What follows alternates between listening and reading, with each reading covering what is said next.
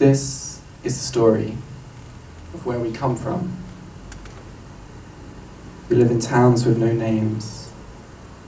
You look at a map and nothing is marked.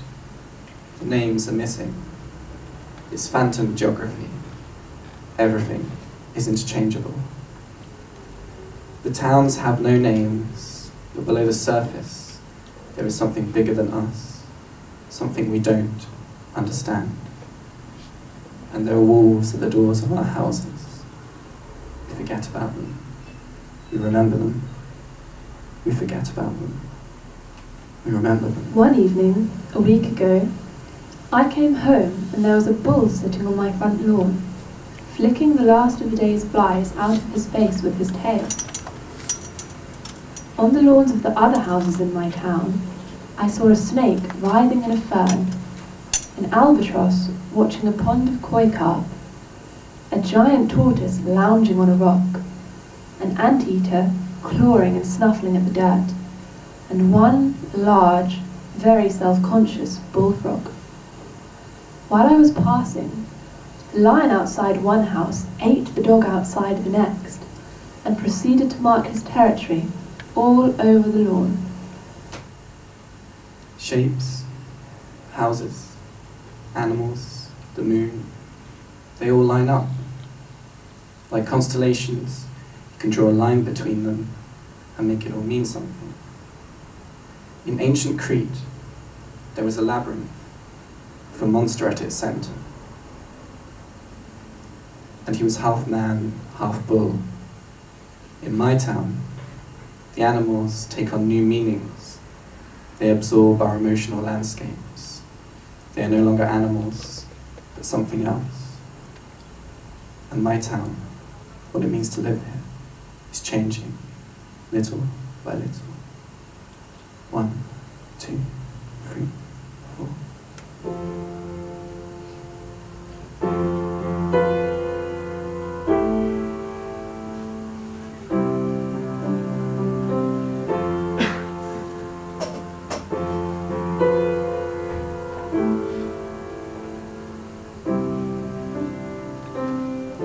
Take a catgut, smallest in the world, and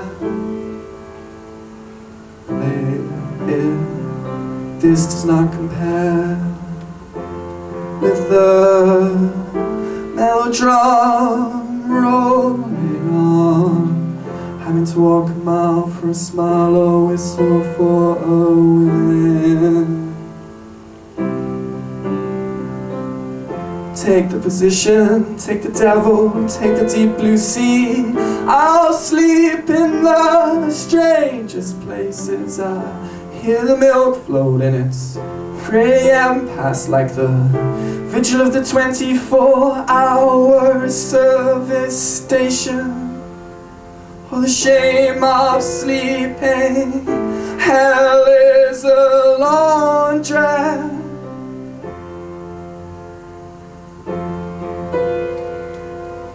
Hell is a laundress.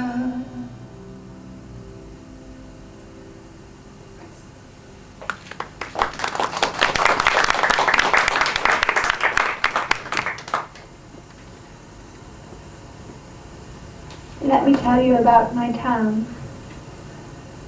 The town was built on an abandoned mine. One day in the 60s, hot ash was dumped on the landfill just outside the town. It set a vein of coal alight and started a subterranean fire that has never stopped burning. The fire spread slowly over many years from the outskirts to the centre. At any moment the ground beneath my feet might give way and I'll be sucked into the fiery pit. People have disappeared while out buying milk. People have disappeared waiting for a bus. Let me tell you about my town. My town has a square in the middle, from which the shops and houses spiral outwards.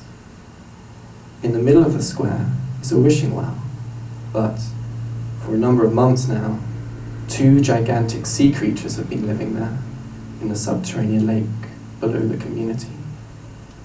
More often than not, they are engaged in a mighty battle, which we only experience as tremors below our feet, or through the lenses of the cameras that the teams of scientists keep sinking down into the lake. Every few days, a thick, blubbery octopus tentacle, or a whip-like squid tentacle, will shoot from a well and wrap itself around a scientist's waist. He will then be pulled into the well and, presumably, feasted upon.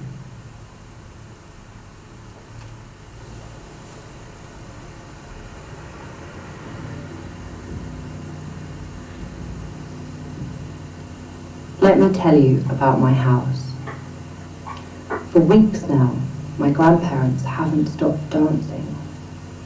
There's a record player in the lounge, and all night and all day the same Martin Denny record spins on the turntable. It's called Exotica, and its tracks have names like Return to Paradise and Love Dance. Exotica fills the lounge with vibes and bird calls, conch shells and Latin rhythms. Today, I watched my grandparents circle each other, moving playfully to the music. I stood in the doorway for hours at a time, and they never let up. My grandmother has a flower in her hair, and my grandfather wears a stale old suit, and they both wear these lascivious grins on their faces as they circle each other, making tracks on the carpet.